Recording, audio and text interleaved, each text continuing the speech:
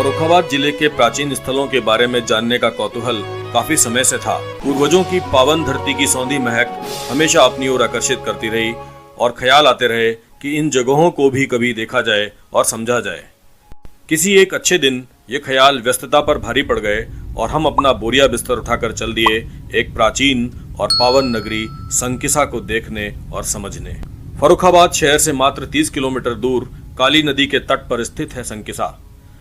संकिसा पहुंचकर स्थानीय विद्वजनों से कई रोचक जानकारियां प्राप्त हुई और संकिसा के वैभवशाली इतिहास के बारे में जानने का अवसर मिला। कहा जाता है कि भगवान बुद्ध ने स्वर्ग से उतरने से पहले ही अपने शिष्यों को स्वप्न द्वारा पृथ्वी पर पुनः अवतरित होने के बारे में अवगत करा दिया था। तय समय पर समस्त शिष्य संकिसा में एकत्रित हो गए थे। असंख्य शिष्यों और भक्तों के सम्मुख भगवान बुद्ध रत्नों से जड़ित सीढ़ी द्वारा संकिसा की पावन धरती पर उतरे। भगवान बुद्ध ने यहाँ भिक्षुणी उत्पल वर्णा को दीक्षा देकर बौद्ध संघ का द्वार स्त्रियों के लिए हमेशा के लिए खोल दिया था। बौद्ध ग्रंथों में इस नगर की गणना उस समय के 20 प्रमुख नगरों में की गई है। चीनी यात्री फायान 5वीं शताब्दी में मथुरा होते हुए संकिसा आए थे।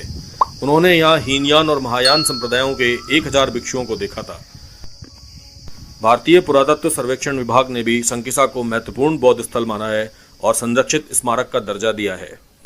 सर अलेक्जेंडर कनिंघम ने भी अपनी कृति the ancient geography of India में संकिसा का विस्तार से वर्णन किया है। कनिंघम को यहाँ स्कंदगुप्त का चांदी का सिक्का भी खुदाई में मिला था। स्कंदगुप्त प्राचीन भारत के महान गुप्त राजवंश के 8वें राजा थे, जिन्होंने अल्प आयु में ही बर्बर हूणों और पुष्यमित्रों को परास्त किया था। संकिसा में सम्राट अशोक द्वारा 3वीं शताब्दी में बनवाए गए अशोक स्तंभ का शीर्ष भी स्थित है, जिस पर हाथी की आकृति बनी हुई है।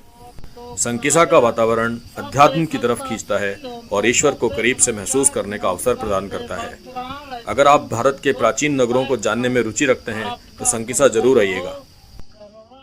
संकिसा की पावन नगरी